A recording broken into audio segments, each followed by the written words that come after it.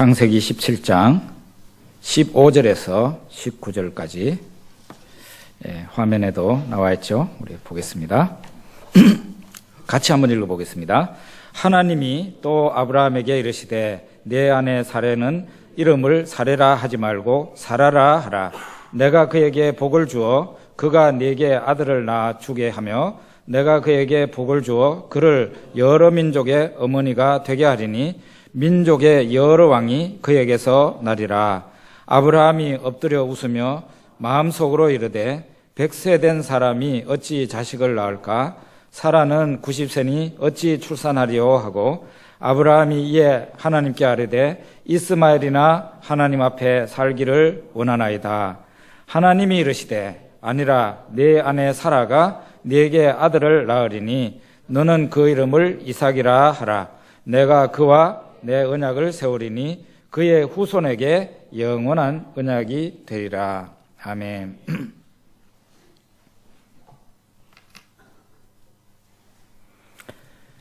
우리 한 구절 더 본다면은 창세기 16장 16절, 그러니까 창세기 16장 제일 마지막 절, 거기를 한번 한 절만 같이 읽어보겠습니다.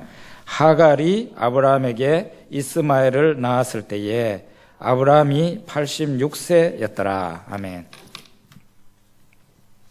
냉소적 신앙이라는 말 들어보셨습니까?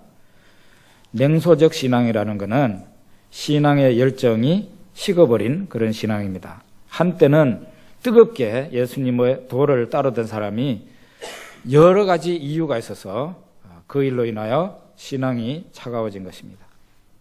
어떤 사람은 교회에 대한 반감을 가졌기 때문에 냉소적인 신앙이 되고, 어떤 사람은 과감하게 하나님께 대한 불만으로 냉소적 신앙으로 떨어진 사람이 있습니다. 분명히 좋은 것은 아닙니다. 냉소적 신앙은 절대로 좋은 상태가 아니에요. 그러나 우리가 다 시인하는 바지만은 신앙의 길을 걷다가 보면 모두가 다 경험하는 것입니다. 한때는 다 냉소적 신앙에 빠졌다가 다시 나오는 것이죠. 이유가 어떻게 됐든지 간에 냉소적인 신앙을 가지고 있는 사람은 그 상태를 빨리 벗어나는 것이 그에게 좋은 것입니다. 아브라함 나이 99세 때에 하나님이 나타나셨다 그랬어요. 그리고 그 99세 된 아브라함에게 이제 너 아내를 이름을 고쳐야 되겠다. 지금까지는 사레라고 불렀는데 사레가 아니고 사라라고 불러라. 왜냐하면은 너의 아내가 앞으로 많은 민족의 어머니가 되고 너의 아내를 통해서 많은 왕들이 태어날 것이기 때문이다. 그리고 너의 아내가 아들을 낳아줄 텐데 그 아들을 이름을 이삭이라고 지어라. 하나님께서 99세 된 그 아브라함에게 이런 말을 하니 17장 17절에 보면 아브라함이 엎드려 웃었다 그랬습니다. 그리고 마음속으로 말을 하기를 100세 된 사람이 어찌 자식을 낳을까? 사라는 내 아내는 나이 90세니 어찌 출산하리요? 그러면서 뭐라고 말합니까? 아브라함이 하나님께 말하기를 이스마엘, 내 아들, 내 첩이 낳은 이스마엘이나 하나님 앞에 잘 되기를 원합니다. 그랬어요. 이게 바로 냉소적인 신앙인의 특징이에요. 그 말을 아브라함과 하나님이 대화를 나누는 그 말을 장막 뒤에서 아브라함의 아내 사라가 들었다 그랬어요. 사라 역시 아브라함과 마찬가지로 냉소적인 신앙을 가지고 있음을 보게 되는데 창세기 18장 10절에 보면은 말을 합니다. 하나님이 말씀하셔요. 그가 이르시되 내년 이맘때에 내가 반드시 너에게로 돌아오리니 너의 아내 사라에게 아들이 있으리라. 이렇게 말을 합니다. 그러니까 사라가 그 뒤 장막문에서 들었다 그랬어요. 창세기 18장 10절에. 그리고 12절에 보면은 이 부부가 하나님을 비웃는데 아주 똑같아요. 사라가 속으로 웃고 이르되 내가 노쇠하였고 내 주인도 늙었으니 내게 무슨 즐거움이 있으리요. 냉소적인 신앙이에요. 냉소적인 신앙. 이들 부부가 똑같이 하나님이 말씀하실 때 웃었다 그랬어요. 이게 웃었다는 게 좋아서 웃는 게 아니고 가짜나서 웃는 거예요. 가짜나서. 비웃는 겁니다. 좋은 의미에서 웃는 게 아니에요. 그리고는 딴 말을 하고 있어요. 아브라함에게 말을 하니까 아브라함이 웃으면서 속으로 내 나이 100살이고 내 아내 나이 90살인데 차라리 내 첩이 낳은 아들 이스마일이나 잘되게 해주십시오. 하나님이 좋은 말씀 해주시는데도 그 좋은 말씀을 고지 듣지 않습니다. 냉소적인 신앙인의 특징이에요. 사라 역시 마찬가지예요. 하나님을 비웃고 딴 말을 하고 있어요. 예전에 어떤 자매가 저에게 그랬어요. 자기는 20년 이상 모태신앙이래요. 20년 이상 하나님을 믿었고 기도했지만은 단 한 번도 기도 응답을 받아본 적이 없다고. 이게 바로 냉소적인 신앙인의 특징입니다. 많은 경우, 어쩌면 대부분의 경우에 냉소적인 신앙을 가졌다고 해서 그 사람이 하나님을 떠난 건 아니에요. 여전히 교회를 다닙니다. 교회 주변을 맴돌고 하나님 주변에 맴돌고 있습니다. 그런데 하나님에 대한 불신으로 가득 차 있고 교회에 대한 불신으로도 가득 차 있습니다. 그래서 많은 냉소적인 신앙을 가진 사람들 가운데는 신앙생활 무용론에 빠져 있어요. 신앙생활 무용론. 뭐 신앙생활 그렇게 열심히 할 필요 있나? 신앙생활 열심히 할 필요 없어. 그리고 너무 빠지지 마 이런 얘기 하죠. 교회 다니는 사람이 너무 빠지지 말라는 말 할 때 이 사람은 도대체 지금까지 뭘 믿었나? 그래서 제 생각에는 빠지면 빠질수록 좋을 것 같은데요. 하나님께 빠져서 뭐가 나쁠 게 있겠어요? 어떤 사람들은 기도 무용론을 주장하는 사람이 있어요. 뭐 그렇게 기도 많이 해봐야 뭐 무슨 일이 생기려고? 생기지 않아. 기도 무용론에 빠져. 이런 사람들은요 상당히 확신이 있어요. 그걸 주장합니다. 주장해. 냉소적인 신앙인들은 열심히 신앙생활하는 사람을 이해하지 못합니다. 그리고 뭐라고 그러면 나도 한때는 너처럼 신앙생활을 했었다. 이렇게 합니다. 정상적인 신자가 광신도로 보일 뿐입니다.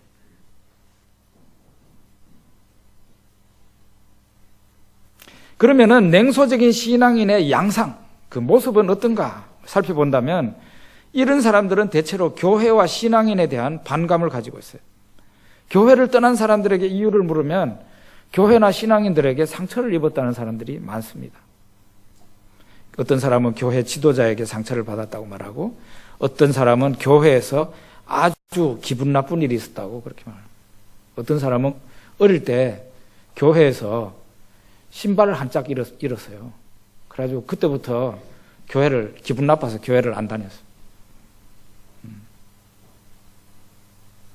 하여간 교회 신앙생활 하다가 보면은 믿는 사람이 믿는 사람에게 용기를 주고 격려도 주고 그렇게 할 수도 있지만 또 상당히 많은 경우에는 믿는 사람이 다른 믿는 사람에게 상처를 줍니다. 네. 목회자가 교인에게 상처를 주고 교인이 목회자에게 상처를 주는 경우는 없을 것 같아요? 엄청 많습니다. 억수로 많습니다. 억수로. 네. 교인이 목사한테 상처 주는 거 엄청 많습니다. 제가 한때 말이에요. 저도 냉소적인 신앙인이었어요. 예? 교인을 보면 저 왼수 덩어리 이런 생각이 들더라고요. 좋은 생각이 안 들고 저 왼수 그런 생각. 정말 심할 때는요. 교인 없는 곳에서 살고 싶어요. 예? 그런데 목사가 되다가 보니까 그러지도 못하고 냉소적인 신앙인은 언제든지 있을 수 있어요. 나는 냉소적 신앙 아닌데 조심하세요. 1년 후 아니면 몇 달 후에 냉소적인 신앙으로 돌아갈 수도 있어요. 누구나 다 경험할 수 있는 거예요. 이걸 경험하지 않는 사람은 거의 없어요. 예수님 말씀하십니다. 실족하게 하는 것이 없을 수는 없으나 그렇게 하는 자에게는 화가 있다 그랬어요. 교인이 다른 교인을 실족하게 하는 거죠. 실족하게 하는 거예요. 예수 믿는다는 사람이 다른 믿는 사람을 실족하게 해. 그래가지고 완전히 교회에 대해서, 신앙에 대해서 정 떨어지게 만들어요. 그렇게 해서 교회를 떠납니다. 어떤 사람은 교회를 다니고 있으면서도 아주 차가운 신앙으로 신앙인을 비웃고 때로는 하나님께 대해서 불만이 가득 차 있습니다. 냉소적인 신앙인이 이렇게 해서 시작돼요. 또 하나는 냉소적인 신앙인은 어떤 사람은 하나님의 침묵 때문에 벌어지는 경우가 있습니다. 하나님의 침묵. 이런 말 들어보셨어요? 하나님의 침묵. 하나님이 아무 말도 안 하고 있는 거죠. 우리 아까 제일 마지막에 읽었던 게 창세기 16장 16절입니다. 하갈이 아브라함에게 이스마엘이라는 아들을 낳았습니다. 그때의 아브라함 나이가 86세였다 그랬어요. 그리고는 한 절 차이입니다. 17장 1절에 보면은 아브라함 나이가 몇 세입니까? 99세입니다. 14년 만에 하나님이 나타난 거예요. 그 한 절 차이에서 14년이라는 세월이 흘러갔어요. 아브라함이 나이가 86세였는데 그 한 절 사이에 하나님이 침묵하시고 14년이라는 세월이 흘러가고 난 뒤에 99세 때에 하나님이 아브라함 만나러 왔습니다. 하나님이 99세 때 아브라함에게 나타나서 그에게 말하기를 나는 전능한 하나님이라 너는 내 앞에서 행하여 완전하라 이렇게 말을 하면서 자식 줄게 이렇게 나옵니다. 성경에는 이렇게 하나님이 침묵하신 기간들이 있습니다. 야곱이 애굽에 내려가서 모세가 등장할 때까지 출애굽이라는 게 일어나기 전까지 400년 정도가 흐릅니다. 그게 바로 하나님의 침묵기예요. 하나님의 침묵기. 하나님이 아무 말씀도 안 하고 계시는. 그 다음에는 구약 성경 제일 마지막 선지자 말라기라는 선지자가 있습니다. 그 말라기 선지자에게서부터 세례 요한이 등장할 때까지 그때도 시간을 보면 대체로 400년 정도의 신구약 중간기, 이게 하나님의 침묵기입니다. 하나님의 침묵 기간이 나와요.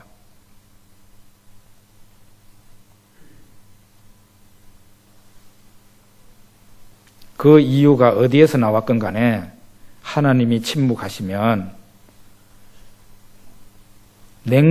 우리가요, 냉소적인 신앙인이 되기가 아주 쉽습니다. 하나님이 침묵하십니다. 왜냐하면 하나님께서 부단히 우리들에게 말씀을 하시고 위로하시고 때로는 책망도 하시고 성령으로 감동해 주시고 이렇게 해야 이게 냉소적인 신앙이 안 될 수가 있죠. 그런데 하나님께서 아무런 반응도 안 하셔. 아무런 말씀도 주시자. 그것도 1, 2년으로 끝나는 게 아니라 아브라함 같이 14년 정도가 지나가면은 대부분의 그 아무리 열정적인 신앙을 가지고 있었던 사람도 차가운 신앙인이 될 가능성이 매우 농후하죠. 그러면은 왜 하나님께서 침묵하시나? 우리가 생각해 보죠. 왜 하나님이 침묵하실까요? 하나님이 침묵하실 때에는 이미 하나님께서 우리에게 주신 말씀이 계시가 충분하셨을 때 그렇게 합니다. 충분할 때.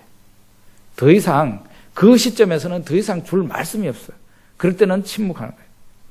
아브라함 나이 86세 때 아브라함의 첫 하갈, 이 하갈과의 사이에서 이스마엘이라는 아들이 태어납니다. 아브라함 나이 86세 때가 말하자면은 그가 남자로서의 구실을 하는 마지막 상황이었어요. 남자로서 자식을 낳을 수 있는 마지막 나이였다 이 말이에요. 그래서 그는 말하자면 모든 에너지를 집중을 시켜서 자식 하나를 낳았어요. 비록 자기 아내 본처가 아니고 본처가 데리고 있었던 종이었지만 그 종을 본처의 소개를 받아서 본처의 추천으로 그 하갈과의 사이에서 자식이 태어난, 이게 아브라함이 최후로 마지막 자기의 남은 육체적인 힘을 다해서 낳은 아들이란 말이에요. 인간적인 수단과 방법을 써가지고 어떻게든지 하나님의 약속에 가깝게 만들어 보려고 노력한 것이 바로 아브라함 나이 86세 때였어요. 그런데 아들을 낳았는데 성공했죠? 예, 성공했습니다. 자기가 생각한 대로 아들이 태어났습니다. 아, 할렐루야, 잘 됐구나. 이렇게 했는데 하나님께서 아니라 그랬어요. 그건 아닌데. 내가 너한테 상속자를 주려고 그랬는데 그거는 아니야. 그러니까 아브라함이 자기의 모든 힘과 능력을 다해가지고 육체적인 힘, 인간적인 힘을 다 동원해가지고 만들어낸 작품이 하나님이 아니라 그런 거죠. 그때부터 하나님께서는 침묵하시기 시작합니다. 14년간이라는 시간이 지나갑니다. 왜 침묵하셨어요? 하나님께서 이미 아브라함에게 하실 말씀은 다 하셨어요. 더 이상 줄 말씀이 없어요. 그러니까 이때는 어떻게 해야 됩니까? 아브라함이 이미 자기가 하나님께로부터 들었던 말씀을 가지고 그걸 묵상하면서 살아야 되는 거예요. 우리 역시 마찬가지입니다. 우리 역시 마찬가지예요. 요한계시록이 끝나고 난 뒤에 우리들에게 더 이상의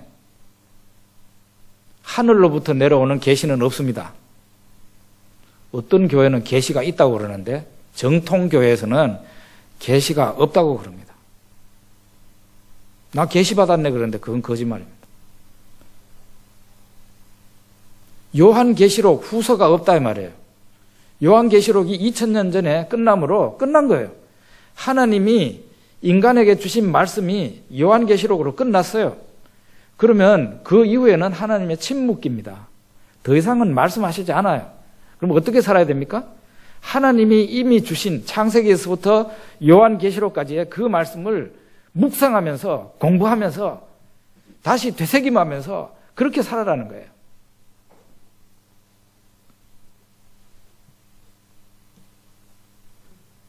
이미 하나님께서 주신 말씀이 충분할 때는 침묵하십니다.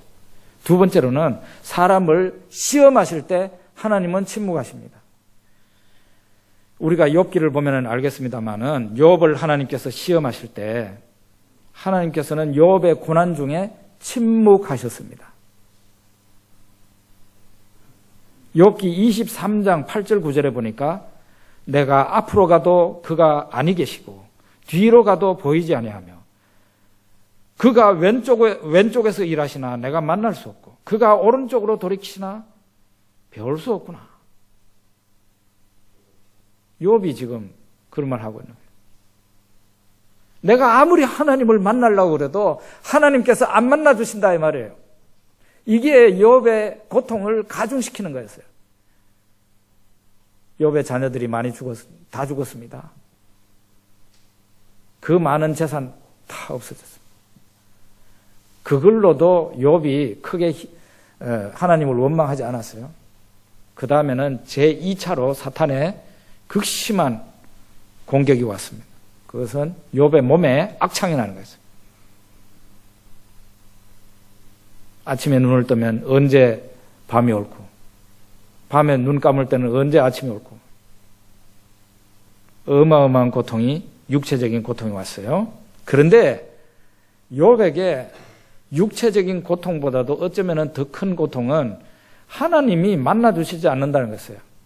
하나님이 도대체 무슨 생각을 하고 계시는지 아무런 말씀도 하시지 않고 있어요. 하나님의 침묵이에요. 여러분 우리가 다 경험하는 바입니다만은 우리가 고난을 당할 때 하나님과의 교제가 잘 이루어지면은 그 고난 중에 큰 힘이 됩니다. 내가 이렇게 고난을 당하고 있지만 하나님께서 나에게 매일매일 새로운 은혜를 주시는구나. 그것 때문에 고난을 이길 힘이 있어요. 그런데 고난을 당하는데 하나님이 침묵하신다. 욥과 같은 이런 게 오게 되면은 정말 사람이 그 어디에 가서 하소연할 데도 없고 그렇게 된단 말이에요. 이게 바로 욥이 만난 어마어마한 시련입니다. 종종 하나님께서 사람을 시험하실 때 하나님이 침묵하셔요. 참 힘듭니다.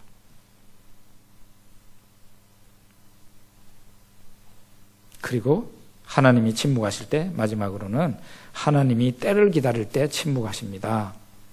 하나님이 침묵하시는 이유는 영원토록 침묵하겠다는 게 아니라 정확한 하나님이 정하신 때가 있는데 그때까지 침묵하시는 거예요. 아브라함 부부에게 언제까지 침묵하셨습니까? 99세 될 때까지 침묵하셨습니다. 그때가 언제입니까? 99세 때가. 99세 때가 언제예요? 아브라함 부부에게 자식에 대한 소망이 0.00001%도 없을 때까지 기다린 거예요.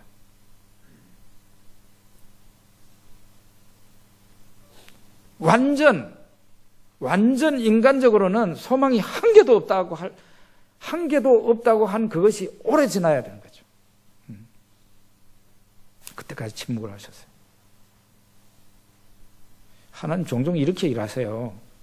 마르다와 마리아가 자기 오라버니 나사로가 병들었습니다. 이거 가만히 보니까 죽을 것 같거든요. 그러니까 예수님에게 급히 사람을 보냈습니다. 당신이 사랑하는 자가 병들었습니다. 빨리 오세요. 예수님께서 어떻게 했습니까? 빨리 와야 되는데 이 병은 죽을 병이 아니다 그러고는 그냥 계신 곳에서 더 계셨어요. 그 사이에 나사로는 죽은 겁니다. 죽고 난 뒤에 며칠 지나고 난 뒤에 나사로를 깨우러 가자 예수님 말씀하셨어요. 그러니까 제자 중에 도마라는 친구가 깨우러 간다니까 잠을 푹 잤을 테니까 그러면 나았겠습니다 이러면서 가요. 그래서 예수님께서 나사로가 죽었느니라 라고 말하죠. 그리고 갑니다. 갔는데 마르다, 마리아 두 자매가 예수님, 선생님께서 좀 빨리 오셨더라면 내 오라비가 죽지 않았을 것입니다. 이렇게 얘기하죠.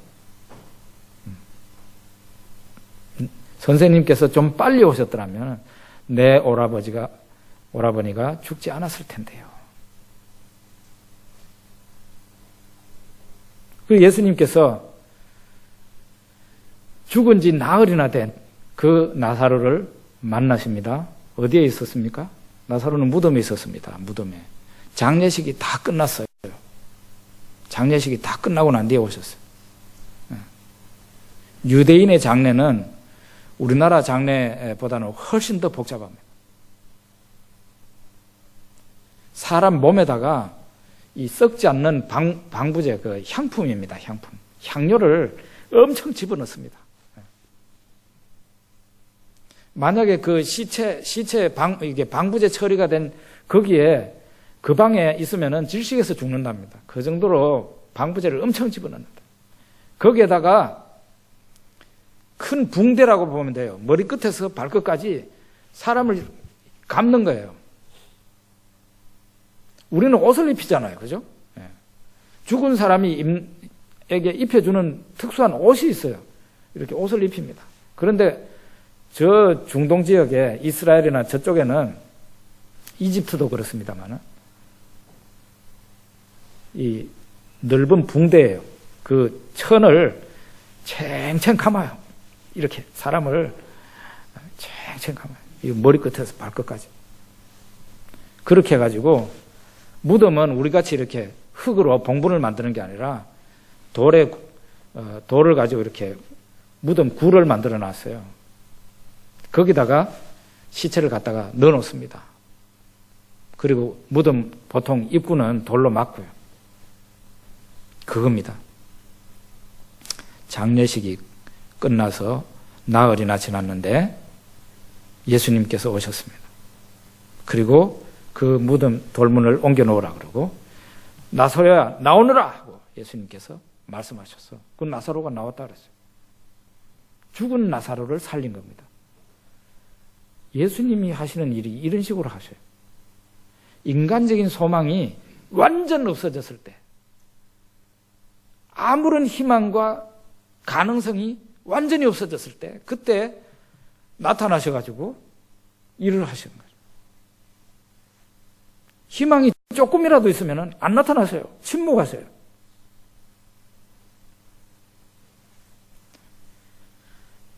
아브라함 부부에게도 그때까지 하나님께서 기다리신 겁니다.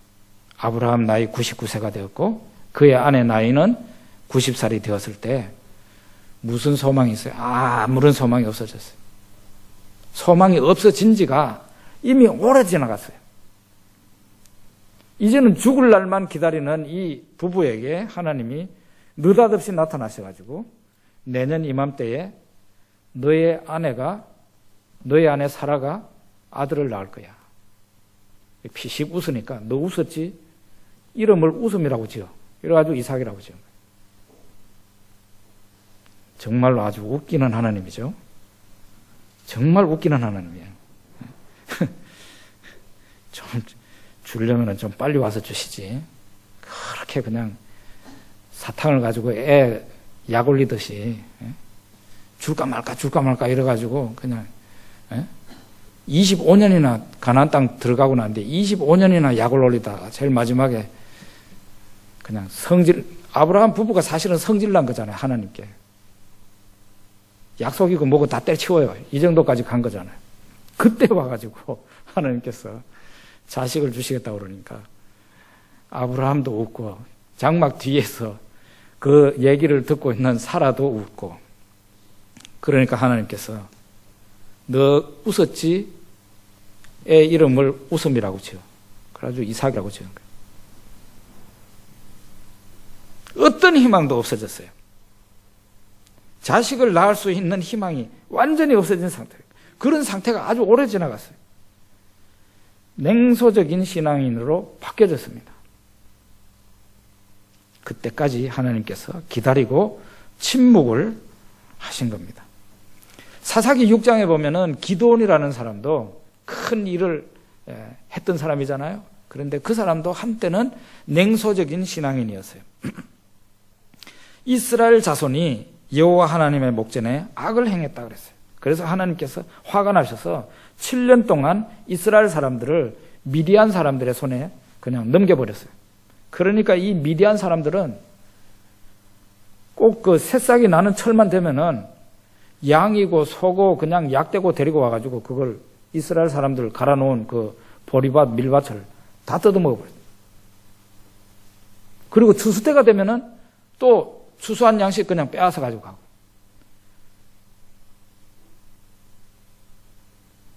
이 그 미디안, 기드온이라는 사람이 타작을 하고 있었는데 미디안 사람들 눈에 발각될까봐 숨어가지고 타작을 하고 있었어요. 숨어가지고. 그걸 드러나게 되면 어떻게 됐어요? 뺏길까봐.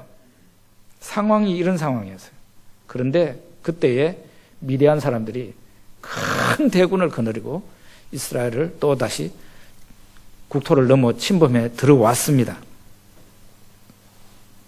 그때 하나님께서 하나님의 사자를 기드온에게 보냅니다. 말을 하죠. 큰 용사여 여호와께서 너와 함께 계시도다. 여호와의 사자가 그 기드온에게 그 숨어서 타작하고 있는 그 친구한테 큰 용사여 여호와께서 너와 함께 계시도다. 사실 따지고 보자면 큰 용사입니까 아닙니까? 미디안 사람이 겁나가지고 숨어서 타작하고 있는 사람한테 무슨 큰 용사겠어요. 그런데 하나님께서 큰 용사여 여호와께서 너와 함께 계시도다 그랬어요. 그랬더니 기드온이라는 사람이 하는 말이 오 나의 주여 여호와께서 우리와 함께 계시면 어찌하여 이 모든 일이 우리에게 일어났나이까.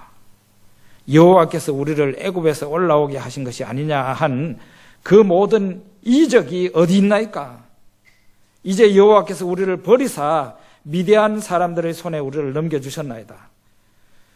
큰 용사여 여호와 하나님이 너와 함께 계신다고 했으면 아멘 하고 나서면 좋겠지만 냉소적인 신앙인은 이렇습니다.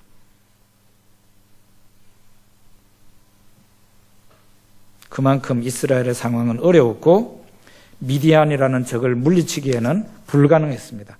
이런 불가능한 상황이 인간적으로 아무리 용을 써도 별별 수단과 방법을 다 동원해도 안 되는 그런 상황에 도달했을 때까지 하나님께서는 일 안 하시고 가만히 계시는 경향이 있어요. 그런데 사람이 완전히 희망이 없어졌을 때, 그때가 바로 하나님께서 일하고 싶어지는 그런 상황이라는 거예요. 왜 그러겠어요? 사람들이 참 간사하거든요. 하나님께서 일을 해놓고 나면은 지가 잘한 것처럼 생각을 하거든요. 네? 지가 잘한 것처럼. 자, 그러면은 어마어마한 적군이 쳐들어왔습니다. 우리의 상황으로 한번 적용해 볼까요? 우리들에게 우리의 능력으로는 도저히 감당할 수 없는 정말 질식해버릴 것 같은 어마어마한 일에 봉착했습니다. 그런 일을 만났습니다. 내가 이걸 돌파하지 않으면 여기서 사망이야. 인생 실패. 그럼 어떻게 해야 됩니까? 나는 냉소적인 신앙을 가지고 있는데, 나는 지금 현재 냉소적인 신앙을 가지고 있어요. 사실상 하나님의 은혜와 하나님의 기적을 안 믿어. 오래 기다려봤지만 별 특별한 방법이 없었어. 나는 냉소적인 신앙이에요. 그런데 내 앞에 어마어마한 일이 생겼어요. 어떻게 해야 됩니까? 반드시 냉소적인 신앙이 바뀌어져야 돼요. 그 상태로는 하나님께서 은혜를 주시지 않아요. 그 상태로는 하나님의 은혜와 기적을 절대로 하나님께서 나타내시지 않아요. 냉소적인 신앙은 극복되어야만 합니다. 기도는 냉소적인 신앙을 가지고 있었지만 극복합니다. 우리가 잘 알고 있는 바와 같이. 먼저 하나님께서 명령하시죠. 너희 아버지 집에, 너희 아버지에게 있는 바알 신당하고 아세라 신당을 격파해. 이렇게 얘기합니다. 그거를 두드려 부숴가지고, 이 아세라 신은 이게 나무로 깎아가지고 만드는데, 그걸 갖다가 도끼질을 해가지고 패서 장작을 만들어가지고 하나님 앞에 번제를 드려라 이랬어요. 아주 어려운 명령을 한 거죠. 기도원이 어떻게 했겠습니까? 하나님 말씀대로 움직였습니다. 자기 아버지 집에 있는 바알 신당을 헐어버리고 아세라 목신을 가지고 도끼로 패가지고 장작을 만들어서 그걸 가지고 불살개로 해가지고 하나님 앞에 번제를 드렸습니다. 거기서부터 냉소적인 신앙에서 적극적인 신앙으로 바뀌어지게 됩니다. 기도원이 냉소적인 신앙을 극복하고 하나님 말씀에 호응하자 하나님께서 그에게 적군을 칠 방법을 얘기하는 겁니다. 기도원과 300용사의 힘에 의해서 적군이 물리쳐지는 게 아니라 하나님의 지혜와 하나님의 은혜와 능력에 의해서 적군이 다 몰살당하는 거 아니에요. 그죠? 냉소적인 신앙을 스스로 극복해야 됩니다. 그렇게 하고 하나님의 명령에 적극적으로 순종하면 기도원처럼 깜짝 놀랄 만한 그런 일을 경험하게 되는 거예요. 다시 한번 강조하자면 우리의 소망이 완전히 끊어졌을 때가 하나님이 일어나서 일하실 때예요. 그때까지 하나님께서 침묵하시는 거예요. 아브라함 부부에게도 하나님의 은혜와 기적의 손길이 임했습니다. 언제요? 99세 때. 그런데 먼저 그들이 할 일이 있었는데 그건 뭔가 하면은 자기네들 신앙을 회복해야 돼요. 냉소적인 신앙에서 벗어나가지고 적극적으로 하나님을 신뢰하는 사람으로 바뀌어져야만 합니다. 로마서 4장 18절에 보면은 이런 말씀이 있어요. 아브라함이 바랄 수 없는 중에 바라고 믿었으니 이는 내 후손이 이 같으리라 하신 말씀대로 많은 민족의 조상이 되게 하려 하심이라. 아브라함은 바랄 수 없는 중에 바라고 믿었다 그랬습니다. 아까 픽 웃었을 때는 언제입니까? 픽 웃었어요. 그러고 난 뒤에 하나님에게 혼이 났어요. 너 왜 웃지? 하고 하나님께서 말하니까 나 안 웃었는데요? 이렇게 나오죠. 성경에 보면 그렇게 나와요. 아브라함의 아내 사라가 뒤에서, 장막 뒤에서 웃었어요. 근데 너 아내 사라가 웃었어? 그러니까 사라가 부정했어요. 나 안 웃었는데. 하나님께서 웃었어! 이렇게 하죠. 이렇게 책망을 받고 난 뒤에 이 부부의 마음이, 신앙이 냉소적인 신앙을 극복합니다. 적극적으로 하나님이 약속하신 것을 주실 수 있다! 이렇게 믿게 되는 겁니다. 그러고 난 뒤에 기적이 나타난 거예요. 히브리서 11장 11절에 보면은 믿음으로 사라 자신도 나이가 많아 단산하였으나 잉태할 수 있는 힘을 얻었으니 이는 약속하신 이를 믿으신 줄 알았습니다. 사라도 바뀌었어요. 냉소적인 신앙에서 적극적인 신앙으로 바뀌었어요. 그들이 아무런 희망도 없는 상황이었지만은 하나님의 신실하심과 하나님의 능력을 믿었을 때 하나님의 손길이 그들에게 임해서 기적이 나타난 거예요. 여러분, 우리 모두에게 냉소적인 신앙의 시기가 있을 수 있습니다. 그러나 그 기간이 오래되면 오래될수록 우리들에게 손해입니다. 좋을 리가 없어요. 하나님께서 우리를 사랑하셔서 냉소적인 신앙 상태로 오랫동안 가게 내버려 두지 않습니다. 하나님의 방법은 기가 막힌, 어마어마한, 도저히 내가 별짓을 다해도 극복할 수 없는 어마어마한 산을 갖다가 내 앞에 턱 갖다 놓습니다. 그런데 그거를 못 통과하잖아요. 그거는 인생의 끝이에요. 그런 거를 우리 앞에 떡 갖다 놓는 거예요. 나는 지금 냉소적인 신앙이에요. 어떻게 해야 되겠어요? 내가 여기에서 적극적인 신앙으로 하나님을 의뢰하지 않고는 그 산을 뛰어넘을 수가 없어요. 그런 것을 갖다 놓는다 이 말이에요.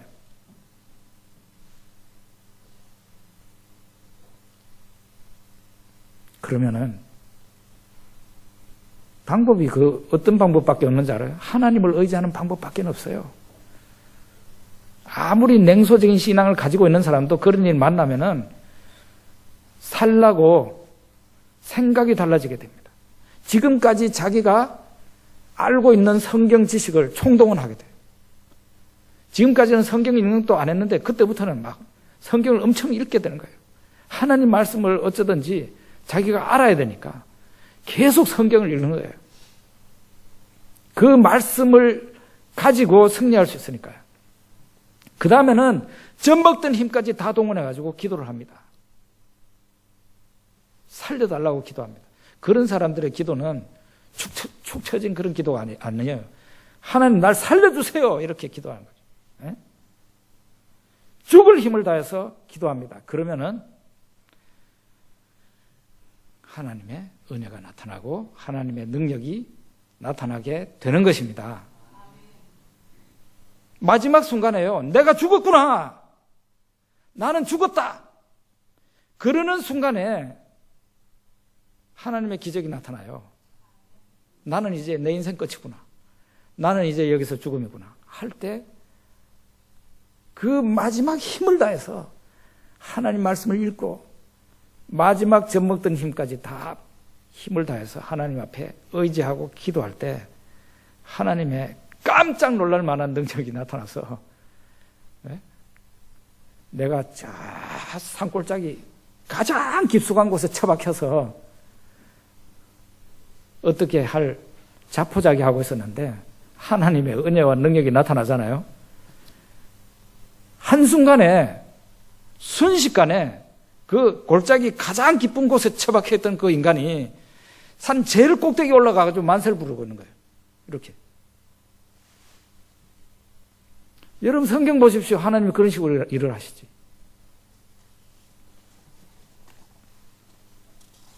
누구나 다 냉소적인 신앙인이 될 때가 있습니다. 결코 좋은 일은 아니에요. 빨리 탈피하는 게 좋죠. 왜 냉소적인 신앙인이 되는가? 교회에서 상처를 받아서 그런 경우가 많죠. 또 어떤 경우에 하나님이 침묵하시니까, 하나님이 아무 말도 안 하시니까, 욥처럼 고난 중에 하나님을 만날 수 없으니까 냉소적인 신앙인이 되는 거예요. 아브라함에게서도 하나님이 침묵하시니까 그가 나중에는 냉소적인 신앙인이 됐어요. 그런데 왜 하나님께서 그러면은 침묵을 하시나 이거예요. 주신 말씀이 충분할 때 더 이상 주시지 않는다. 그래서 침묵해요. 또 하나님께서 사람을 시련하실 때 침묵하셔요. 마지막으로 하나님께서 침묵하시는 이유가 하나님이 일하실 때가 되지 않았기 때문에 일을 안 하고 계시는 거예요. 하나님이 일하실 때를 기다리고 있는 거죠. 그때가 언제냐? 대체로 우리가 손발 다 들고 나는 이제 죽었네. 나는 이제 인생의 실패자야. 내 인생 여기서 끝이구나. 완전히 그때까지 되어서 이제 내가 하나님께 기도해야 되겠구나 해가지고 성경 열심히 읽고 내가 그동안 교회에서 들었던 설교 말씀, 성경 공부했던 말씀 총동원해가지고 총집중해가지고 하나님을 의지하는 겁니다. 그리고 죽을 힘을 다해서 하나님 앞에 기도해. 그러면 어느 날 뻥 하고 하나님의 은혜와 능력이 내 앞에 터지는 거예요. 골짜기 가장 깊숙한 곳에 처박혀가지고 죽기만을 기다렸던 그 인간이 갑자기 산 꼭대기에서 하나님을 향해 만세를 부른다는 거예요. 그런 일이 여러분과 저에게도 있을 수 있다는 거죠. 우리 기도하겠습니다.